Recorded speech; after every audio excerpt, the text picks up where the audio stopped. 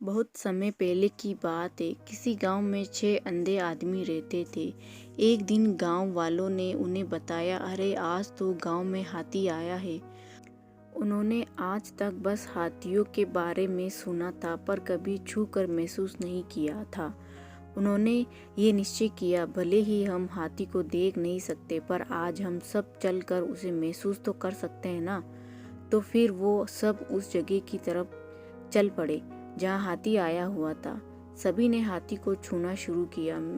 मैं समझ गया, हाथी एक खंबे की तरह होता है। पहले व्यक्ति ने हाथी का पैर छूते हुए कहा, अरे नहीं, हाथी तो रस्सी की तरह होता है। दूसरे व्यक्ति ने पूंछ पकड़ते हुए कहा, मैं बताता हूँ, ये तो पेड़ के तने की तरह है।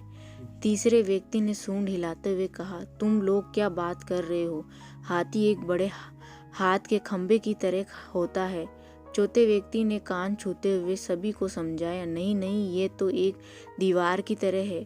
पांचवें व्यक्ति ने पेट पर हाथ फेरते हुए कहा, ऐसा नहीं है, हाथी तो एक कठोर नली की तरह होता है। छठे व्यक्ति ने अपनी बात रखी और फिर सभी आपस में बहस करने लगे और खुद को सही साबित करने में लग गए। उनकी बहस तेज होती गई और ऐसा लगने लगा मानो वो आपस में लड़ ही पड़ेंगे।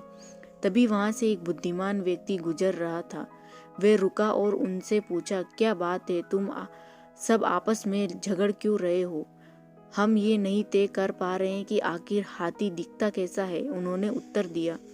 और फिर बारी बारी से उन्होंने अपनी बात उस व्यक्ति को समझाई। बुद्धिमान व्यक्ति ने सभी की बात शांति से सुनी और बोला, तुम सब अपनी अपनी जगह सही हो। तुम्हारे वर्णन में अंतर इसलिए है क्योंकि तुम सब ने हाथी के अलग अलग भाग छुए हैं, पर देखा जाए तो तुम लोगों ने जो कुछ भी बताया वो सभी बातें हाथी के वर्णन के लिए सही बैठती है। अच्छा, ऐसा है, सभी ने एक साथ उत्तर दिया।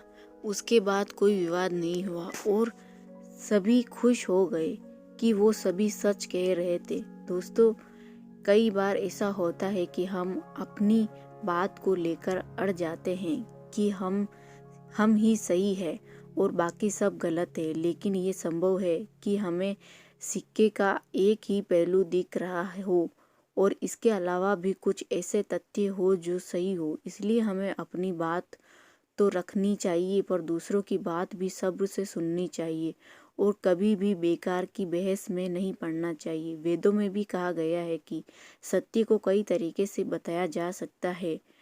तो जब अगली बार आप ऐसी किसी बहस में पड़े तो याद कर लीजिएगा कि कहीं ऐसा तो नहीं आपके हाथ में सिर्फ पूंछ है और बाकी हिस्से किसी और के पास है।